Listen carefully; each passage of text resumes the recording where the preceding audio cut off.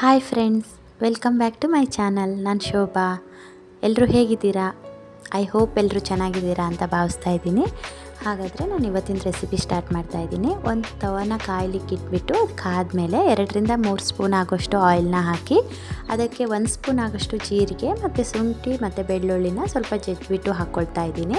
ಹಾಗೆಯೇ ಚಿಕ್ಕದಾಗಿ ಕಟ್ ಮಾಡಿ ಇಟ್ಕೊಂಡಿರುವಂತಹ ಒಂದು ಈರುಳ್ಳಿ ಮತ್ತು ಒಂದು ಟೊಮೊಟೊನ ಸೇರಿಸ್ಕೊಂಡು ಸ್ವಲ್ಪ ಬಾಡಿಸ್ಕೊಳ್ಬೇಕು. ಅದಕ್ಕೆ ಒಂದು ಚಿಟಿಕೆ ಆಗೋಷ್ಟು ಅರಿಶಿಣನ ಹಾಕ್ಕೊಳ್ತಾ ಇದ್ದೀನಿ. ಗ್ಯಾಸ್ ಫ್ಲೇಮ್ನ ಚಿಕ್ಕದಾಗಿಯೇ ಇಟ್ಕೊಳ್ಳಿ.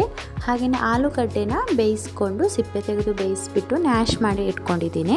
ಅದನ್ನು ಕೂಡ ಇದಕ್ಕೆ ಸೇರಿಸ್ಕೊಂಡು ಚೆನ್ನಾಗಿ ಮಿಕ್ಸ್ ಮಾಡ್ಕೊಳ್ಬೇಕು. ಇದಕ್ಕೆ ನೀವು ಆಲೂಗಡ್ಡೆ ಬೇಯಿಸುವಾಗ ಉಪ್ಪು ಹಾಕಿದರೆ ನೋಡ್ಕೊಂಡ್ಬಿಟ್ಟು ಉಪ್ಪು ಸೇರಿಸ್ಕೊಳ್ಳಿ. ನಾನೀಗ ಆವಾಗ ಉಪ್ಪು ಸೇರಿಸಿರಲಿಲ್ಲ, ಸೊ ಅದಕ್ಕೆ ಇವಾಗ ಒಂದು ಸ್ವಲ್ಪ ಉಪ್ಪನ್ನು ಸೇರಿಸ್ಕೊಳ್ತಾ ಇದ್ದೀನಿ. ರುಚಿಗೆ ತಕ್ಕಷ್ಟು ಉಪ್ಪನ್ನು ಸೇರಿಸ್ಕೊಳ್ಳಿ.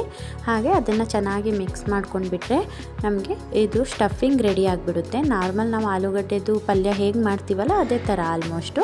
ಇದು ರೆಡಿ ಮಾಡಿ ತೆಗೆದಿಟ್ಕೊಂಡ್ಬಿಟ್ಟು ನಾನು ಅದೇ ತವಕ್ಕೆ ಇವಾಗ ಮತ್ತೊಂದು ಸ್ವಲ್ಪ ಆಯಿಲನ್ನು ಹಾಕಿ ಬಿಸಿ ಆಗಲಿಕ್ಕೆ ಇಟ್ಟಿದ್ದೀನಿ.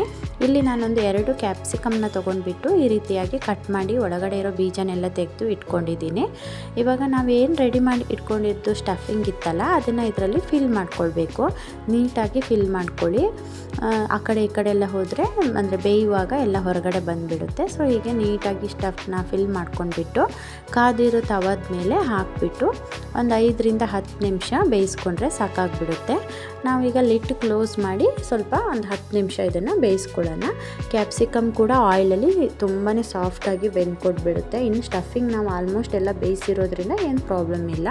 ಸೊ 2 ಸೈಡಲ್ಲೂ ನೀಟಾಗಿ ಬೇಯಿಸ್ಕೊಳ್ಳಿ. ಹೀಗೆ ತಿರುವಿ ಹಾಕಬೇಕಾದ್ರೆ 2 ಸ್ಪೂನ್ನ ಸಹಾಯದಿಂದ ನಿಧಾನಕ್ಕೆ ತಿರುವಿ ಹಾಕ್ಕೊಳ್ಳಿ.